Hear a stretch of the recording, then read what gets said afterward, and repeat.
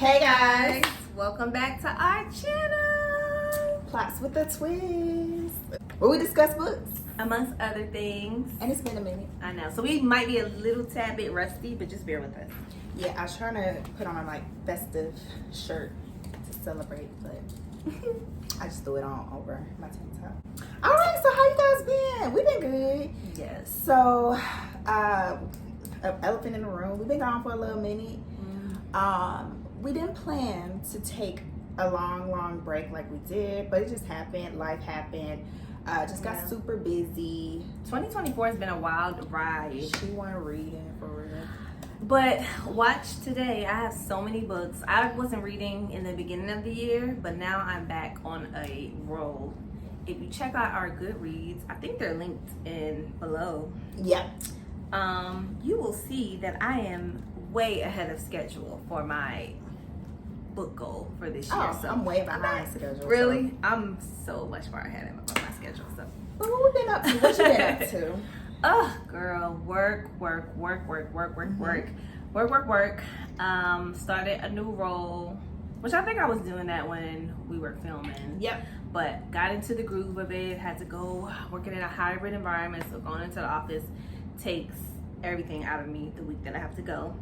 It's so much. I'm being dramatic, but yeah, just work, school, life, y'all. I feel like I always say the same thing: work, school. I have 2 fur children now. I think I didn't even know I had her when she was. Yeah, but it's like now having 2 kids is different than having 1, so it's a lot. And you cut off your hair. Oh yeah, then I have a haircut, you guys. Love it. Yeah, so I don't know, life just been life, and it's just been a lot going on. 2024 has just been the political climate, everything. It's just been a lot. Yeah. So what have you been up to? Same. Work, 2 human children. She been partying and going to a Missy Elliott concert. I did go to a Missy Elliott concert. Yes, I did. I missed all the other concerts. I was supposed to go to Megan, but that didn't happen. We were supposed to go to Janae. That didn't happen. I'm so mad about that too. I had to go to Missy, so went to Missy, but I haven't been up too much. Been not really traveling, doing family things here and there. Yeah, that's about it. I probably have done more, but that's all I can think of. Yeah, it's like all been a whirlwind, a jumble of stuff. So yes, but we've been reading. That's what's most important. So today we're gonna just pick up, and then we're gonna kind of backtrack in some of our other videos to discuss some of the books that we have read. We're probably doing it in the fun type of way, whatever way we can figure out, instead of just doing wrap up. Yeah. So we're just gonna pick up this video with our July wrap up and our August TBR, and just check out our future videos to see what we've been reading over the past few months. So let's get into it. Okay. How many books did you read for July? I'll talk about 4 primarily, and I'll mention 1. So you want me to start? Yeah, because I have 5. No, so you start. Okay. Because you got 5 for real. Okay, what do I want to start with? So many. Okay, so let's start with a book that I was kind of disappointed by, and that is The List by That was on my list. Yomi Adegoke. I don't know if that's how you pronounce it, but it was on my list. So, and still read it. It's not bad. It wasn't a bad book. So The List is about, it follows, what's her name? Ala. I don't think it's Ola. It's Ala. It's Ala and her fiance, soon to be husband, Michael. They are in the throes of love. Ala is a journalist for like a feminist magazine, and she's kind of like a self-proclaimed like girls feminist. And Michael, her fiance, is a podcaster who hasn't really had much luck in the career, but he's branching into a new career in media as well, and he's just started a job. And so it follows the couple when this list comes out of basically a list of, think of Me Too movement out in people, out in like people in the industry who have like harassed women on different levels basically. And so, hold on, let me see something. Is he on the list? Yeah, and Michael's on the list. It's in the synopsis. I had to make sure that it wasn't a spoiler. Like, he's on the list, and so this kind of obviously affects their relationship. She's like a feminist. She doesn't like, you know, she's self-proclaimed, and she's known, they're both known on social media. So it kind of puts a damper in their wedding plans and their relationship moving forward. And it kind of just follows the couple and how they navigate this situation. Like, it's affecting their jobs, their personal life, and their relationship. And you kind of follow the couple and see what happens. Like, why is Michael on this list? Is he telling the truth? Is he not telling the truth? Should she believe him, or does she believe women, you know? So it just follows them through that situation. So obviously it sounds like a good, like, juicy book, you know, and it's something that kind of is like prevalent today. And I really wanted to like this book. The writing was good, but it took so long to get to the point and to get to the, not even the to get to the climax and to get to somewhere, some kind of resolution. It was a lot of back and forth with both of the characters. And I just think that the story could have been wrapped up in 100 less pages than there were. It was just, it dragged out to the point of, I was like, all right now. Like, I wasn't looking forward to reading the book, continuing it, because it was just it dragged out for so long between both of the characters. And it goes back and forth from Ola's perspective and Michael's perspective, but it wasn't bad. I think I gave it like 3 stars, 3.5 I would give it, but it kind of let me down a little bit. I think with the synopsis, you kind of just I expected a little more, and it was a little bit of a letdown. So, but a good premise. I think that I would still read something from the author because the writing was there. It just kind of, it kept going when it shouldn't have. So yeah. Okay. But I would still say read it. See what you think. Okay. So I read, I know you read this book as well during our time. I read Somebody's Wife by Robbi, Renee. So you can chime in any thoughts. And let us know if y'all want a full book review on any of the books that we read that we said we read together. Yes. Because we've read a couple in these last few months. So this is one that we both have read.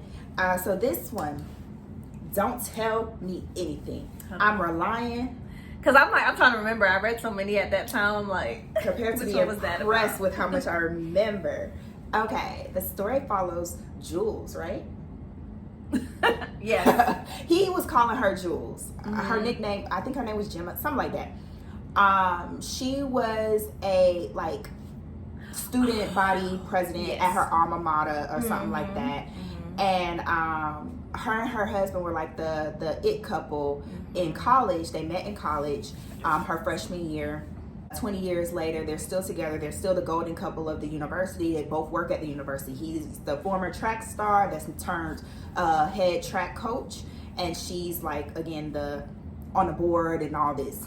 But behind closed doors, they're not as connected. Their marriage has become like a business transaction, kind of, sort of. They show up where they need to show up, and Jules really desires to get back to where they were. You kind of discover later in the story where this rift between them happens. And so, but Jules is aware of his infidelity and all this, that, and the third. Well, enter Dr. Green. So she has to hire a new somebody, help make a decision for the school board, and she meets Dr. Green, and he's a little bit, tempted. But she's somebody's wife. And so he, opens up the door for her to engage with him. But she's like, no, I'm somebody's wife. And so, but just through a series of events, their worlds kind of start to collide, and they both can't deny their attraction to each other. But how does that work out? Because Jules is married. And so, yeah, it just goes into that. So it is a very spicy book. Very spicy and whatnot. Just some things that, okay, I didn't know y'all were going to talk about this. And yeah, so overall, the story was good. It was juicy. It was engaging. You wanted to see what happened with Jules. You was really invested. And it gave you the feels. It gave you the real of like going through a situation where, hey, I'm not getting what I need at home. Do I do what I need to do, or do I not? Like, do I respect my vows? And even though they're disrespecting theirs. So it gives you that kind of dilemma that some women go through, and ultimately, you know, what they choose to do or not. But just as, you know, things start to progress in the story, you really get invested into just the romance and, like I said, the spice of it all. I overall enjoyed the book. Someone said turn when they say somebody's wife into a drinking game, because they said so much throughout the book, like, she's somebody's wife, right? I'm somebody's wife, she's somebody's wife, I'm somebody, like, it was like, okay, y'all can use another word, she can use another word, we get it. But other than that, it was like some language that was repetitive, some descriptions that was repetitive and whatnot, but overall the story was just enjoyable, so I would highly recommend it. Okay. Boom. I'll go with my spicy read for this month. Even I have two. I was like on a spicy read kick, y'all. It helped me get back into my groove because they were just like easy and you can like go through it. Don't act like we didn't go through our romance. What's her name? Colleen Hoover. But these are way more spicy. Yeah. So I wasn't doing all that. Okay, so I read Prior Affair, a night shift novella by Christina C. Jones. It follows Haley Freeman and Ellis. They meet during a tragedy. Haley's house burned down that she moved back into. She's in town. I don't know what city they're in, but she's in town to start a new job, and she's moved into this new house that comes from like her family. And in a freak accident, the house burns down. Ellis is the fireman who basically puts out the fire and kind of helps her not get back on her feet, but like helps her that night to go somewhere good to the hospital and things, because she's in a new city that she doesn't really know anybody and has no place to go. So they meet and they have a connection, and neither one of them are like, they're both like, oh, Haley is very much, I am about my career. Like, I don't really do relationships. Like, it's just not, I've tried it. It's not for me. And Ellis is it just hasn't happened for him yet. But they're both older. I think they're like in their 40s. But, you know, they have this connection, and they have this connection to where they are just like, do I know you from somewhere? Have we met before? Like, everything that happens between us feels like deja vu. So it just follows their relationship and how their families connect, and not like that incestuous way or nothing like that, but how their families connect. I know, and watching the House of Drag, which I have not. I gotta catch up. I know. I'm like 3 episodes behind. So so it follows Haley and Ellis and just their journey and their connection to each other, and you know, their prior affairs. So it was just like a cute little romance book. It's very short, very sweet, and to the point, and I enjoyed it. It wasn't anything too what do you call it? I don't know, just wasn't anything too big, but it has like kind of like I want to say like a spiritual, supernatural twist to it, and that I really enjoyed. It wasn't like so far-fetched and kind of not even corny, but kind of like, oh, that's cute, you know, like it was cute. You need to read corny, a love song for Ricky. Wow. I know. But yeah, so I really enjoyed it. Cute little romance to get the ball back rolling for me. So yeah, and that's Christina C. Jones. She has a lot of like romance books that I think I'll talk about in another video too. Okay. So next for me, I feel like we were still filming when I read the first one. So I read the second one we were, because I read From Blood and Ash by Jennifer L. Armentrout. So I read the second one, A Kingdom of Flesh and Fire. So this pretty much picks up where the last one left off. So it follows Penelope, which I was like, why are they saying Penelope? Right. Like at first I was like Penelope or Poppy, but they kept saying Penelope. So I was like, and I had to look. Trying to be different. All right, I had to look. I was like, oh, it is spelled Penelope. So it follows Penelope, Poppy. She is the maiden of this land, and pretty much, you know, she's restricted from doing things. She's supposed to be pure. She's a representation of the kingdom's future, this, that, and the third. So I can't remember what I shared about the first one, but just kind of in the first one, her journey was she was questioning a lot of things that she was experiencing. She was questioning what her status was and why it was, and kind of toying around with it, and got a little rebellious streak. She met Wolf. What was his name? His name was not Wolf. It was something like that. She met him. He was, tantalizing, teasing, whatever. And in that book, she is taken. I'll just say that. She's taken. As seemingly a bargaining chip. So the second one, it kind of picks back up, like I said, with where the first one left off, where she's still on this journey. She is discovering new truths about what her status is, what it means, and ultimately what about it may not be factual or true. So her whole world is kind of crumbling down. What she knows, she really doesn't trust anymore. And so it just goes into that, and her discovering a little bit more and more and more about herself and her capabilities, and really kind of what she actually really is. Is she the maiden? Is she something different? So she's discovering about her history, her origin, and things like that. So that's where the second one, just to say without ruining it, because it's a series. I enjoyed it. I actually enjoyed it a lot more than the first one. A little bit, because I feel like the plot line was a little bit more interesting.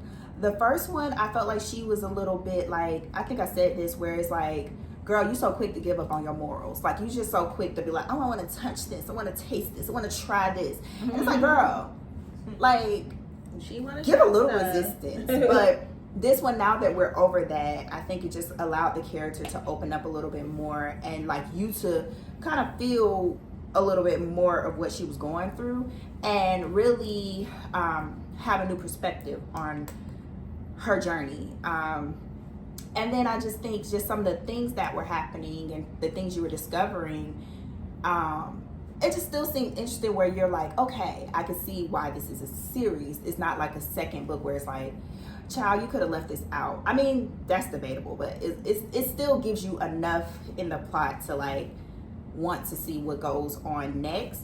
So yeah, it is spicy. Does have spice in it, a good amount. Not a whole bunch, but no, that's debatable. A good amount. But overall, yeah, I like this one. Next one, I think you had already talked about. Oh, good. Yes, go ahead, talk about it. So I read this one too. Okay, so we can talk about it together. So, and this is Powerless by Lauren Roberts. So this is it says it's a trilogy, but I think there's like 2 books and then a 1.5 or something like that, right? I think that's what I saw. And so this one follows Peyton and Kai and Kids. Okay, cool? I don't know. I knew it was another K, but I'm like, I don't remember his name. Kids. Okay, so this follows Peyton. She is, they are in a world called Ilia, where there are elites who basically run this kingdom. And so the ordinaries have been cast out a long time ago, because this is just people with no powers. So they have been cast out for not having any powers, basically, and saying that they have like spread diseases and things. And Peyton is ordinary, but she survives by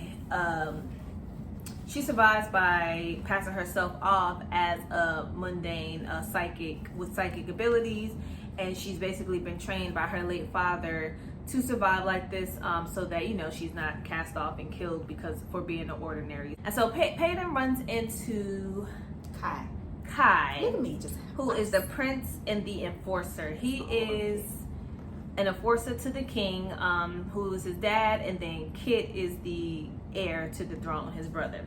So Kai is the enforcer. He's the one they send to hunt the ordinaries, kill them, kill anybody who's like betraying the kingdom, basically. So he's like thought to be ruthless and all these things, but you come to find that he's not as ruthless as he kind of lets on to be. Him and Peyton meets, and what is this? They are thrown into, so there's this thing called the Purging Trials where Peyton has been chosen. Think Hunger Games, but like they're not like killing. Well, they are.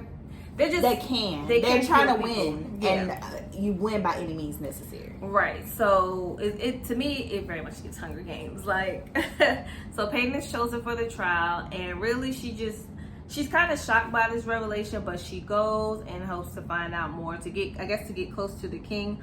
The king is who killed her father back in the day. So yeah, that's it basically it. It follows Peyton, and then her relationship.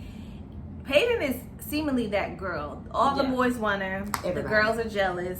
Everybody. The brothers they got some tension going on. Yeah, and it's just like Peyton, she doesn't want any of that. She just wants to get to this king. She wants to survive. And she wants to survive, and then maybe get her little revenge. She don't know yet. You liked it? I enjoyed it. I did enjoy it. Like I said, it kind of gave Hunger Games to me. Just from like, okay, without, I guess Hunger Games, they had powers. In this, they don't really have, I mean, and in this, they have powers. Hunger Games, they didn't really have powers. It was just a weird time. Mm-hmm. But I enjoyed it. I did enjoy it. I knew that once both of them were introduced, both the brothers, I knew that it was going to be seemingly a love triangle. Okay. Yeah, but no, it's not really a love triangle, but it is. But yeah, I enjoyed it. I think I do want to read the second one because the ending did leave something to be desired, and you kind of want to see where it goes from there. But I also feel like, where could it go other than death? Like, so yeah, I'm excited to read the second one and maybe the one in between. Okay. I read that. I liked it. I enjoyed it. I enjoyed the plot. Yes, it did give Hunger Games, but I felt like it gave a different take and was still very interesting. It was. Yeah, I like how she, kind of put the story together, and it gave you the feels without being too feely. It still kept the action in the forefront, and so yeah, you definitely had a good balance there. Okay. So speaking of fantasy. I've been reading a lot of fantasy lately, and my thing is I'm trying to finish all the series that I started. So I'm trying to be a little bit more intentional about that versus like going a year and be like, oh, I read this last year, or I read this 2 years ago. I'm trying to get them like still not back to back kind of girl, but as close together as possible. So I did start a new series because I just saw it and I was like, oh, and then I had it on Kindle, and then I realized it was a series after I started it, so I was like, shoot. So that's Once Upon a Broken Heart by Stephanie Garber. So I've been wanting to read some of her books. She has Carbo, I think that's the series. Oh yeah, I think I have the seen first that one. cover going around. Yeah, and isn't it a show? I think so. Okay. I think So so. this one, I don't remember names as much, but it follows Jax. I know Jax. I'm trying to think of the girl's name. Give me a moment. I can't remember her name. Okay, so it's in a time where the South, she lives in the South, and there's these fates. And so these fates have powers, and they were cursed by different things. So she's suffering from a broken heart. This guy she was in love with, he's betrothed to her stepsister. And so she feels like it's a curse, and so she goes to pray to Jax or the fate of a broken heart, something like that. Usually they tell people not to make deals with any of the fates, but she's desperate. She's like, she doesn't want them to get married, and she just wants to be with him. So she doesn't really believe in it, but she kind of does enough so to go do it. And so Jax himself shows up and then makes a deal with her, like, hey, I'll stop this wedding if you give me 3 kisses. And she's like, okay. But he's like, no, not to me, to any person I choose when I choose. And she's like, okay, fine. So he stops the wedding by turning everybody to stone. And so she was like, oh no, I didn't want this to happen. So she ends up sacrificing herself to save everybody, but that turns her into this hero somehow. So because of that, she is nominated as an ambassador for the South to go to the North because the Prince of the North is looking for a bride. And so all the nations are sending, somebody, whether it's their princesses, whatever the case may be. So she's selected to go. And so when she goes to the North, she ends up running into Jax, of course. And he basically utilizes her to advance his own desires. So her kiss and the kisses that he wants her to do are to people that might turn into an opportunity for him, might turn into an opportunity for her. He wants her to just go along with it, but she's like, I don't know. I'm just questioning everything. So just different events happen where, can't remember her name, she gets deeper and deeper into this deal that she made with Jax, and ultimately finds out that it's something about her that made him make this deal with her, and she's trying to figure out what that is. I think I described it okay. There's some other stuff that happened, but that was from topic. Now I didn't remember her name, but I remember his. It was okay. So I like the plot. That's the thing. I like the plot. I just didn't like how we got there, how we got to certain things. The main character was very, very, very naive. And now it's to the point where it was annoying. Like, I get it. It was a young adult book. But for example, Powerless, I think, is technically young adult. So much better. So much better. And this one, it just was like playing on she's young, she's naive, she doesn't know better. And she just wanted to believe everybody. Every little thing someone told her, oh yeah, he wouldn't do that because this. Oh yeah, she wouldn't do that. And it's like, girl, wake up. So the main character kind of annoyed me, but the plot was interesting enough for me to still want to read it and be invested in it. So the other two, I got it on Kindle deal, like I said, and the other two were on Kindle deal as well. So I went ahead and bought those. So I do plan to finish the series. But yeah, overall, it was okay. We'll see how the series progresses, because I think people do enjoy the whole series. I just feel like I'm gonna have to overcome her as a character, and maybe she'll develop, maybe she'll wisen up. I don't know, but just I don't know. Okay, so another book on my list, another spicy one, guys. Love it. Okay, hold on, let me go. But these are like spicy books with a story. It's not just spice for the sake of being spice, you know? Mm-hmm. So, it's not erotica. Yeah, I don't think it's still characterized as romance. So this one is called A Taste of Her Own Medicine, Small Town Romance. Number 1 by Tasha L. Harrison. So what happens is I read these books, and then Everand starts suggesting me all this other ones. I'm like, let me try this one. And then I look at it on Goodreads, and they all have high reviews though, 4 and up. So people love romance, right? Okay, so this story follows Sonia. She is recently divorced. I'm about to say widow. That's not what that means. She's a recently divorced woman who has basically, given her life to a man, and now she's divorced, not to her own doing, but her ex-husband wanted a divorce. They have 2 kids, and she's just kind of accepted it and has started to live for herself. At the prodding of her friend, she's decided to join this. She wants to start her own business, so she can support her life alone with her kids. And so she starts, this course for aspiring entrepreneurs that kind of like teaches them how to like start their own business and go into business for themselves and have a successful business and support themselves. And her instructor for this business, his name is Atlas, and he's fine.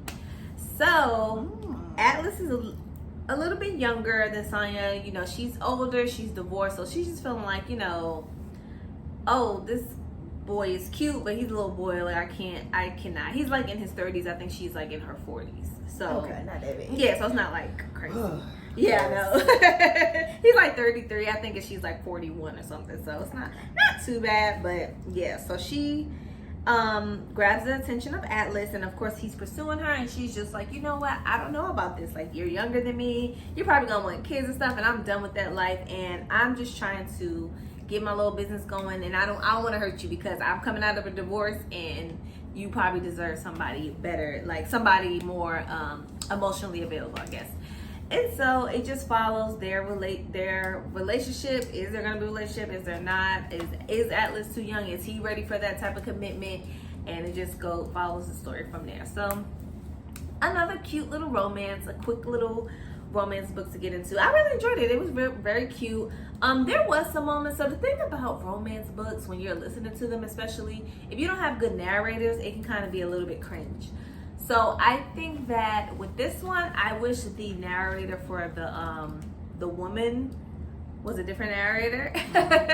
But other than that, I really enjoyed it. I mean, it wasn't really much to it. It was enjoyable. It definitely had some spice. There were some moments where I feel like, not that it was unrealistic, but it was kind of like things were moving a little bit fast, and maybe that in that aspect kind of unrealistic. But I also feel like with a lot of these romance books, that's what they do, because they're trying to sell you the story of like, oh, look at how these people, they barely know each other, but look how much they're in love, like, you know. So it's like, oh, I want that. So yeah, so it was cute. It was a cute little romance. Not my favorite that I read this past couple months, but it's up there. Okay, so I read To Break the Mold. How to Read a Book. I read that you too. Read that too, by Monica Wood. I don't remember her name either. Hold on. So this follows Julie. What's her girl? Violet. I knew that. Violet Powell. I knew that. Okay. So this follows Violet. She is, well, it follows a few characters, but primarily Violet. She is an inmate. Starts with her being an inmate, and pretty much her only kind of reprieve is this book club that she's joined, the prison book club. And so they connect as different women in jail, and the volunteer, she's really invested in them and make them feel like, real people. They get to read real books, things like that. Harriet. Mm-hmm. So they get to do all that. And so Violet is kind of, she's stuck in her remorse for her crime, and pretty much doesn't know how to thrive. But she's a short sentence person, so she finds that she gets released on early release for good behavior, and now has to re-enter the world and kind of figure that out. Violet doesn't have a strong support system. Her family, she had a religious upbringing, so her family essentially abandons her, and she has to find and build a new life in this town that she wanted to move to, that coincidentally is also the town where her crime happened. It also follows Harriet, who is the volunteer book club lady. They call her Bookie. Yeah. And again, she finds a lot of reprieve in leading this book club, and she's a retired teacher, so it's just a lot of joy that she finds. And her niece kind of calls her naive because she shares a lot with the women. But again, they all are trying to connect, and it's like their little nook, their little thing they have. So she doesn't look at it as a big deal. Then it follows Frank, right? Frank is the husband. So Violet, does it say that the crime? Yeah, it says like the car crash. Okay, so Violet, she basically had involuntary manslaughter. She killed a woman in a car accident. Yeah, it says it all in the synopsis. Okay, so Frank is the husband of the wife that is deceased. And so he's trying to rebuild his life, but his daughter wants him to be in the thralls of grief and whatnot. Mm-hmm. And he's not there, but he's somewhere. He's trying to figure things out. And so he's trying to figure out what that feeling is, and ultimately, what does he desire out of his life? So all their worlds collide because they all live in this small town, and it just goes into like just how all of them kind of move forward from a moment of kind of crashing into each other, and how these unexpected relationships kind of build and form from there. So yeah, I enjoyed this book. So it's a little bit more of a downer compared to like, you know, the romance, the fantasy. So it was a break in my reading pattern, which was what I was looking for. I wanted to get back to more contemporary fiction and things like that. So when Asia suggested this to me, I was like, oh, let me read that next. And so it just made me feel like I was reading like a book club book, and it was talking about a book club, and I was like, yes. Yeah. So this is definitely a book club book.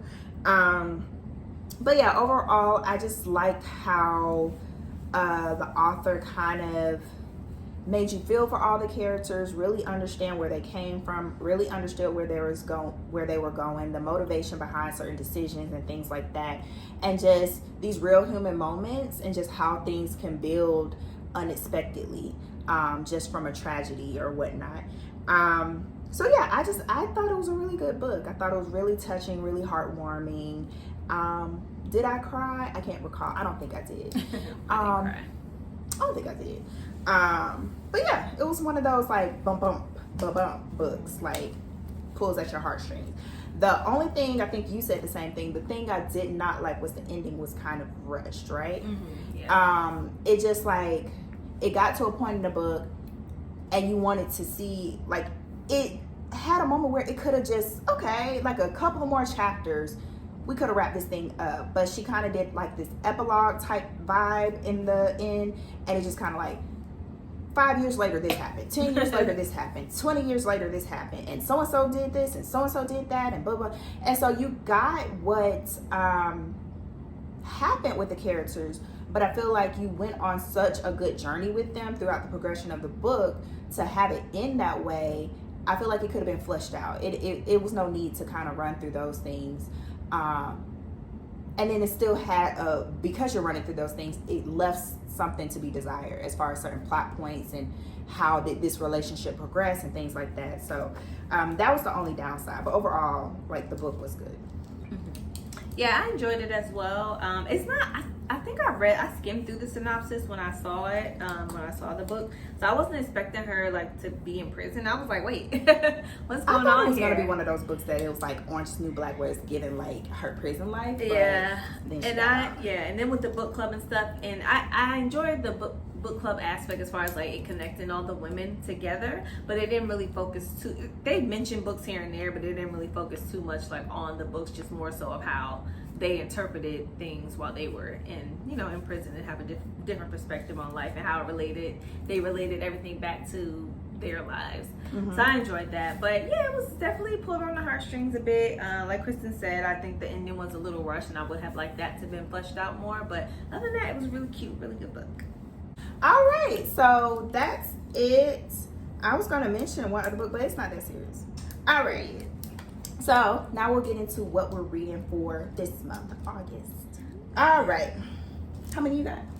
Just 3, but I might throw some romance in between. Okay, so I'm happy you mentioned Powerless, because I was going to say, like, yeah, I read Powerless, and that's what I'm reading. So I read both Powerless and Powerful, which is the 1.5. Look at me. And I read that back to back. So again, wasn't trying to do that, but it was like, might as well. And it was short. The 1.5 was like, I'm assuming like a novella, but I don't know if it's categorized as that. So I will be currently reading Reckless, which is why I know their names, by Lauren Roberts. So far, so good. It did pick up where the last one left off, and so yeah. Yeah, same. I have those on my list. I had just put Reckless, but I forgot about Powerful, so I guess I should read that one first. You don't have to. You really don't. Okay. It's focusing on Adeyemi, her friend. Oh, okay. About yeah. Oh, never mind. I ain't gonna say that. But yeah, Reckless. And so yeah, I'm gonna read that. And then I want to read These Violent Delights by Chloe Gong, I think her name is. I've seen that. I have it physically, y'all, so pray for me. Let's see if I even pick it up. I started it. It started with the that's what's prologue. over there. I saw that and I was like, that cover looked kind of Yeah, it's familiar. a series I too. might have it on You might Kindle do. because You I used to probably be do. buying Kindle deals. Yeah, I forget what it's about, but it takes place. It's like gangs in Shanghai in like 1900s, but it's also like a fantasy. It's a fantasy book too. So Okay. I'm going to read The Housemaid is Watching by Frieda McFadden. As you all may know, I read the first 2 books and the third one just came out not too long ago. So of course I had to buy it. It was on Kindle. Have the other 2 on Kindle. And so I'm reading that physically. So yeah, I read Once Upon a Broken Heart physically. Look at me. But yeah, I'm reading that physically. So hopefully I'll finish it this month. okay, the last one that I plan to read for August is If Something Happens to Me by Alex Finlay. Is that the one that you told me to read by him or her? I don't know. Yeah. Okay. I have 3 books saved on Everend from Alex Finlay, so I can't remember which one. If Something Happens to Me? Yeah. Yeah, that I read that and I told her to read it. Yeah, so that is on my list as soon as everyone stops playing with me and releases my books, because I guess I read so much that it just stops me from, I have a limit, so. That was 3 already for you? Yeah. Huh. Okay, so I will be reading The Children of Anguish and Anarchy by Toni Adeyemi. A series I started. The latest one just came out. I'm not as jazzed to read it because I haven't seen the most positive reviews. The second one was like a little bit of a letdown, especially how certain plot points progressed, and it was like, why? So I'm assuming that continues in the third one, but I just want to wrap up this series. So yeah, but other than that, I've had, if I don't read that, I had Kill for Me, Kill for You by Stephen Cavanagh. I don't know. I saw that on the list and it was available to me on one of my thingies, so went ahead and saved it or got it, and yeah, trying to get back into my suspense thrillers. So Okay.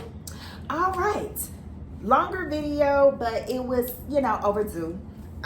So let us know if some of the books we've mentioned that we've read together, or any of the books we mentioned here today, if you want a full extensive review. Let us know if you want, what do you want to see? We're back in our planning period. Let us know. Yes. Let us know any thoughts on any of the books we've mentioned here today. Like this video, subscribe, ring the bell, and we'll be back next time. Bye. I was gonna say